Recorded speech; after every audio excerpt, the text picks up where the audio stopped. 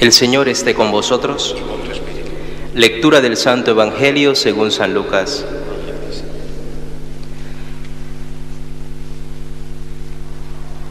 En aquel tiempo, habiendo echado Jesús un demonio, algunos de entre la multitud dijeron: si echa los demonios es por arte de Belcebú, el príncipe de los demonios. Otros, para ponerlo a prueba, le pedían un signo en el cielo. Él, leyendo sus pensamientos, les dijo: todo reino en guerra civil va a la ruina, y se derrumba casa tras casa. Si también Satanás está en guerra civil, ¿cómo mantendrá su reino? Vosotros decís que yo echo los demonios con el poder de Belcebú, y si yo echo los demonios con el poder de Belcebú, vuestros hijos, ¿por arte de quién los echan? Por eso, ellos mismos serán vuestros jueces. Pero si yo echo los demonios con el dedo de Dios, entonces es que el reino de Dios ha llegado a vosotros. Cuando un hombre fuerte y bien armado guarda su palacio, sus bienes están seguros. Pero si otro más fuerte lo asalta y lo vence, le quita las armas de que se fiaba y reparte el botín. El que no está conmigo está contra mí, el que no recoge conmigo desparrama. Cuando un espíritu inmundo sale de un hombre, da vueltas por el desierto, buscando un sitio para descansar, pero como no lo encuentra, dice: volveré a la casa de donde salí. Al volver, se la encuentra barrida y arreglada. Entonces va a coger otros 7 espíritus peores que él y se mete a vivir allí. Y el final de aquel hombre resulta peor que el principio. Palabra del Señor. Acabamos de escuchar una frase, es de Jesús, es palabra del Señor, y además es comprobable tanto en una familia como en un país. Todo reino en guerra civil va a la ruina. Repito, comprobable en una casa, en un hogar, en una patria, en el mundo. La guerra, y particularmente la guerra civil, genera la ruina.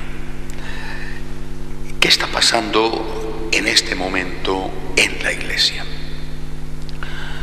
Ayer el portavoz del Vaticano, el padre Lombardi, haciendo el resumen de lo que había ocurrido en el sínodo, este sínodo que se está desarrollando en Roma sobre la familia, constataba que hay una abierta, clara división de posturas.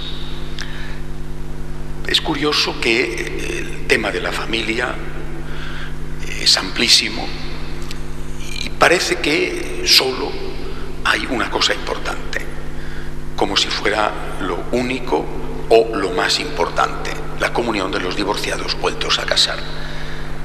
Reducir la cuestión familiar a ese único punto me parece injusto y muy peligroso. Pero al final es lo que está ocurriendo, todo gira en torno a eso. Con algunos añadidos: va a aceptar la Iglesia las parejas gays, van a poder comulgar también los que viven sin casarse de ningún tipo, las llamadas parejas de hecho. Es decir, todo esto se está planteando en el sínodo y parece que abierta la puerta a la comunión de los divorciados vueltos a casar sin haber conseguido la nulidad, la puerta ya quedará abierta para todo lo demás. Y ayer el portavoz vaticano constataba, repito, que hay una clara división. Los que dicen no es posible y los que dicen hay que tener misericordia y sí tiene que ser posible. Lo primero que pienso es que toda división es mala, lo acabamos de leer en el Evangelio, y toda división genera desconcierto. Y que la división que se está produciendo en el sínodo entre obispos y cardenales es reflejo de la división que existe desde hace años de forma evidente dentro de la propia Iglesia. Hay 2 líneas desde el Concilio Vaticano II para acá. Una línea establece la fidelidad a la verdad, Cristo como verdad. De hecho, Él se define a sí mismo como verdad. Yo soy el camino, la verdad y la vida. Y la otra línea que insiste más en la misericordia. Una línea insiste en que sin verdad la misericordia es demagogia, y la otra línea insiste en que la misericordia es mucho más importante que la verdad, y que la verdad se convierte sin misericordia en un juicio no paterno, sino en un juicio que puede ser cruel. Llevamos más de 50 años con esta lucha, y ahora en el sínodo, como no había ocurrido antes, se pone de manifiesto públicamente. Bueno, repito, creo que la división es mala, genera desconcierto. Muchos laicos, no pocos sacerdotes, se encuentran también desconcertados, sorprendidos por lo que dicen unos o por lo que dicen otros. Se produce además una agresión, no física, pero sí verbal y moral.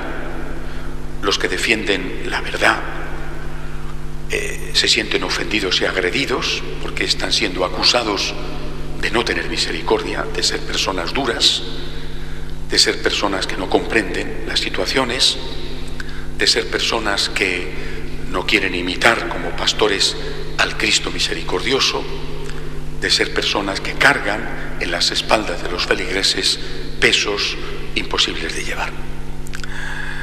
Bien, así están las cosas en este momento. Repito, a la luz del Evangelio de hoy, yo lo primero que hago es constatar con dolor la existencia de una división que no es nueva, pero que ahora públicamente sale a la luz, aunque llevamos 50 años así. Y hay algo que me parece que falta en esta discusión,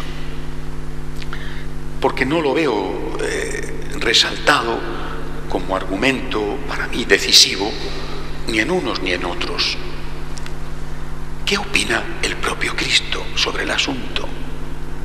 Es decir, cuando se habla de comulgar, el católico normal, el divorciado vuelto a casar, el que vive de pareja de hecho, cuando se habla de comulgar, ¿de qué se está hablando? Creo que esto es lo que está faltando en el diálogo o en la discusión. ¿De qué estamos hablando? Si estamos hablando de recibir un alimento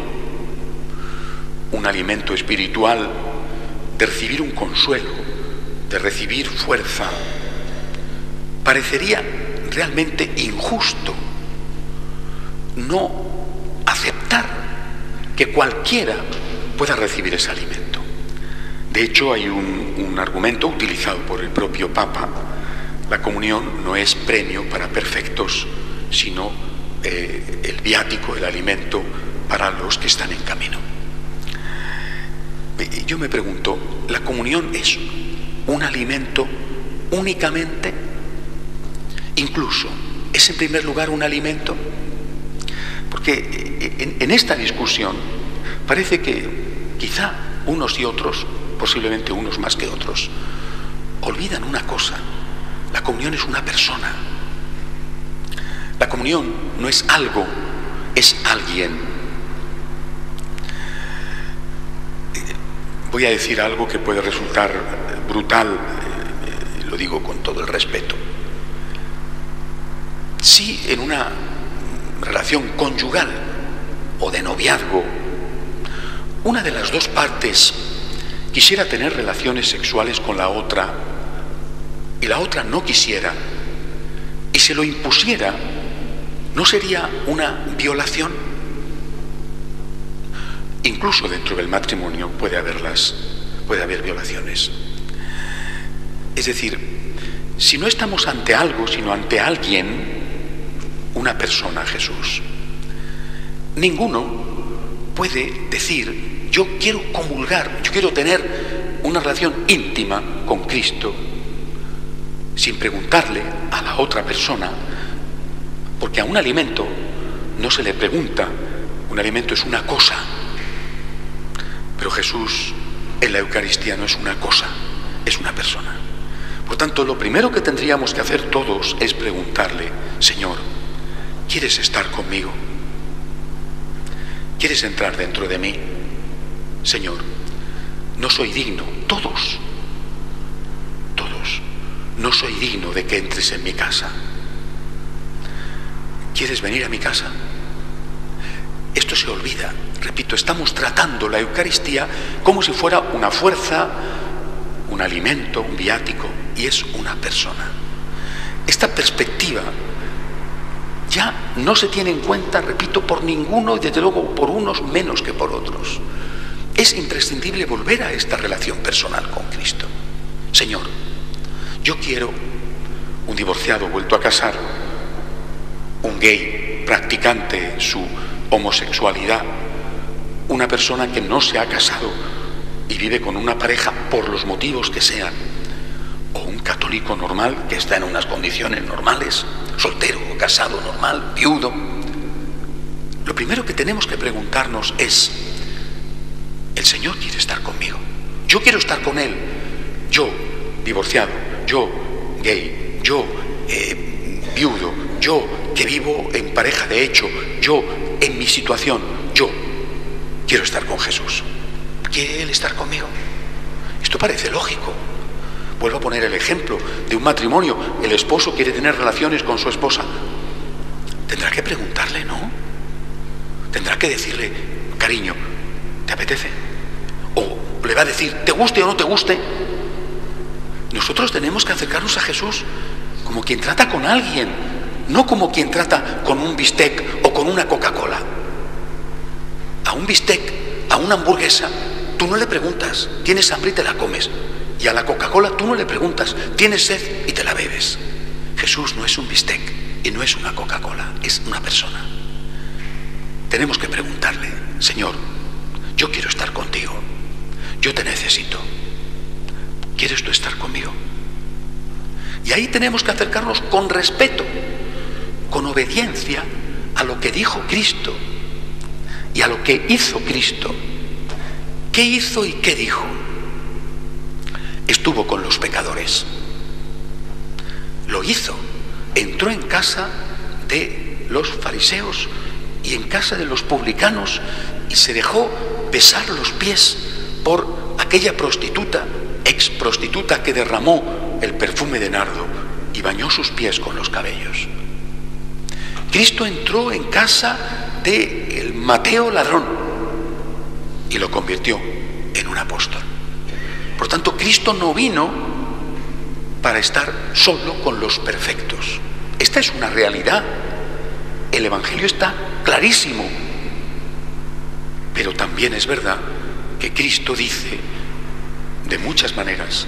San Pablo lo va a recordar más tarde, pero él lo dice cuando habla, por ejemplo, de la fiesta de bodas del Hijo del Rey, que no se presentan los convidados y pide el Rey a los criados que vayan a buscar, invitados por las calles, y se llena la sala de comensales y alguno no tenía traje de fiesta y entonces le expulsa.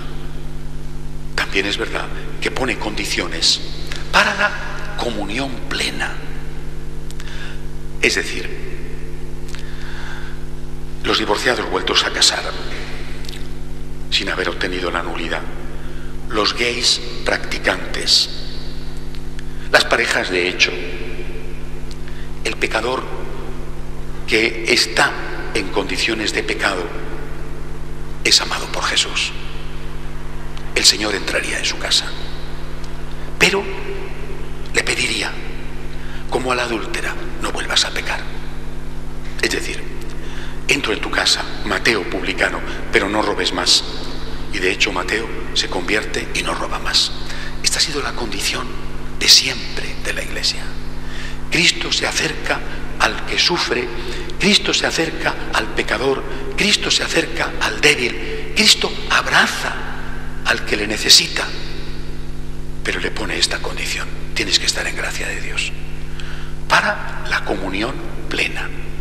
No entender esto, no entender que hay dos comuniones, una accesible a todos, estemos como estemos. Todo el mundo es bien recibido en la Iglesia, todo el mundo. y otra, la comunión plena, la comunión eucarística, que solamente es accesible al que, previa confesión, es capaz de luchar, aunque vuelva a caer, pero es capaz de luchar para no volver a pecar. Esta ha sido la lección de la Iglesia durante 2000 años. Sin esto, o bien hacemos a un Cristo que no tiene misericordia del pecador, o bien hacemos que el Cristo bendiga las condiciones de pecado como si esas condiciones no tuvieran importancia. Es necesario el traje de fiesta, pero si no tienes el traje de fiesta, no pienses que Cristo no te quiere.